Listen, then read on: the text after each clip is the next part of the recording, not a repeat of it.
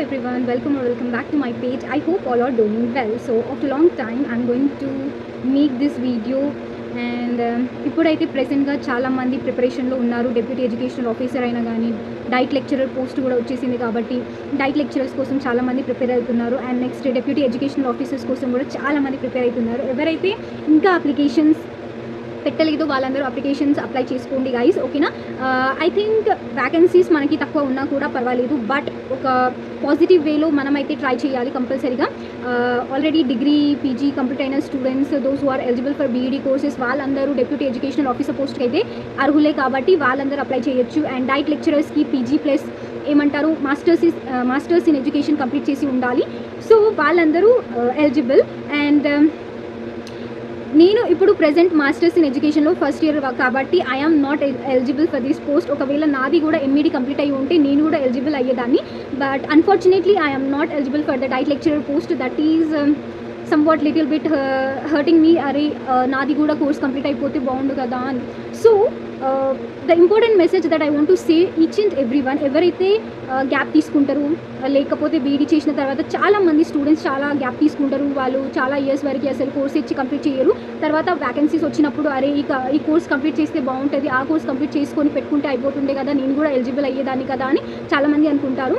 ఎవరైతే గ్యాప్ తీసుకోవాలనుకుంటున్నారో వాళ్ళకి చెప్తున్నాను ఈ పర్టికులర్ వీడియోలో, ప్లీజ్ గ్యాప్ తీసుకోకండి, ఓకేనా. మీరు మీ ఎడ్యుకేషన్ని కంప్లీట్ చేసుకోండి. బీఈడీ చేసిన వాళ్ళు కంపల్సరీగా ఎంఈడీ కూడా క్వాలిఫై చేసుకొని పెట్టుకోండి. క్వాలిఫికేషన్ మీ దగ్గర ఉంటే ఎప్పుడైనా ఏదైనా వ్యాకెన్సీ వచ్చినప్పుడు మీరు దానికి ఎలిజిబుల్ అయి ఉంటారు గైస్, ఓకేనా. సో ఏదైనా సరే పీజీ కూడా కంప్లీట్ చేసుకొని పెట్టుకోవాల్సింది. పీజీతో పాటు బీఈడీ స్టూడెంట్స్ ఎవరైతే ఉన్నారో మాస్టర్స్ ఇన్ ఎడ్యుకేషన్ కంప్లీట్ చేసుకోవాలి.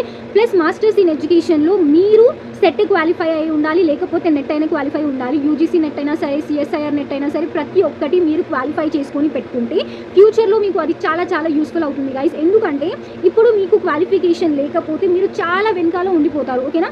So that's why I'm saying, ఎవరైతే పీజీ స్టూడెంట్స్ ఉన్నారో మీరు సిఎస్ఐఆర్ నెట్ అయినా యూజీసీ నెట్ అయినా క్వాలిఫై చేసుకొని పెట్టుకోండి. 1 year ఒకసారి కష్టపడండి, దాని తర్వాత మీరు ఆటోమేటిక్గా మీకు దాని బెనిఫిట్స్ ఏంటిదో మీకు ఆల్రెడీ తెలిసిపోతుంది.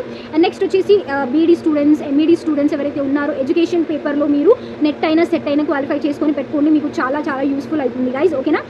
సో డెప్యూటీ ఎడ్యుకేషనల్ ఆఫీసర్స్కి ఎవరైతే ప్రిపేర్ అవుతున్నారో వాళ్ళకి చెప్తున్నాను, ఎవరైతే కోర్స్ పర్చేస్ చేసుకోవాలనుకుంటున్నారో వాళ్ళు కోర్స్ పర్చేస్ చేసుకొని మీరు ప్రిపరేషన్ అనేది కొనసాగించండి. అదర్వైజ్ లేదు, కోర్సెస్ ఫీజ్ చాలా ఎక్కువ చెప్తున్నారు. కొన్నిటి దగ్గర 4,000 ఉంది, కొన్నిటి దగ్గర 6,000 ఉంది, కొన్నిటి దగ్గర 12,000 కూడా ఉంది గైజ్.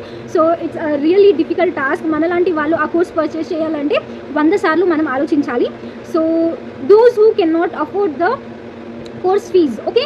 సో వాళ్ళు ఏం చేయాలి, వాళ్ళందరూ BEd textbooks, DEd textbooks, టీటీసీకి సంబంధించిన ఇగ్నో మెటీరియల్స్ ఏదైతే ఉన్నాయో మనకి సిలబస్ రిలేటెడ్ ప్రతి ఒక్క బుక్ మీరు మల్టిపుల్ టైమ్స్ ఆఫ్ రివైజ్ చేయాలి, మల్టిపుల్ టైమ్స్ ఆఫ్ మీరు చదివి ఉండాలి గైజ్, ఓకేనా.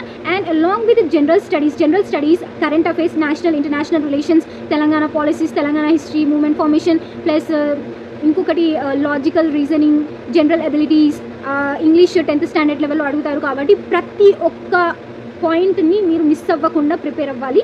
సో అలా మీరు ప్రిపేర్ అయితేనే మనకు ఒక చాయిస్ అండ్ ఛాన్సెస్ ఉంటుంది.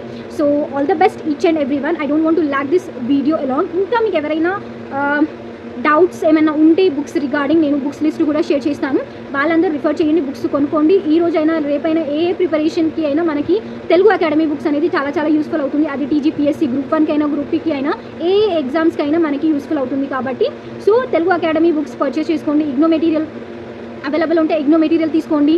డిఎల్ఎడ్ టీటీసీకి సంబంధించిన బుక్స్ రిగార్డింగ్ తీసుకొని మీరు ప్రిపరేషన్ అనేది కొనసాగించండి, ఓకేనా. Hope you guys understood. మీరు డేలో మ్యాక్సిమం ఒక 10 hours మీరు ఫోకస్ పెట్టి చదివితే మీరు సిలబస్ అనేది కవర్ చేయగలుగుతారు, ఓకేనా. ఒకవేళ ఎవరైనా టెస్ట్ సిరీస్లో ఇంట్రెస్టెడ్ ఉంటే టెస్ట్ సిరీస్ రాసుకుంటాం, ప్రిపరేషన్ని కొనసాగించాలనుకుంటే టెస్ట్ సిరీస్ని కూడా పర్చేస్ చేసుకోండి. ఎవరైతే మంచి టెస్ట్ సిరీస్ ప్రొవైడ్ చేస్తున్నారో వాళ్ళ దగ్గర నుంచి తీసుకొని మీరు ప్రిపరేషన్ అనేది కొనసాగించండి. ఎవరైతే కోర్స్లో ఇంట్రెస్టెడ్ ఉన్నారో వాళ్ళు కోర్స్ పర్చేస్ చేసుకొని వాళ్ళ ప్రిపరేషన్ అనేది కొనసాగించండి. Hope you guys understood. So కొన్ని దగ్గర 3,000 ఉంది, కొన్ని దగ్గర 2,000 ఉంది. సో అలా వేరియేషన్స్ అయితే కోర్సెస్లో చాలా చాలా ఉన్నాయి. సో మీరు ఎవరితో నమ్మకం కంఫర్టబుల్ లేదు, I can crack with them అని అనుకుంటే మీరు డెఫినెట్లీ కోర్స్ని పర్చేస్ చేయండి. Hope you guys understood. Bye.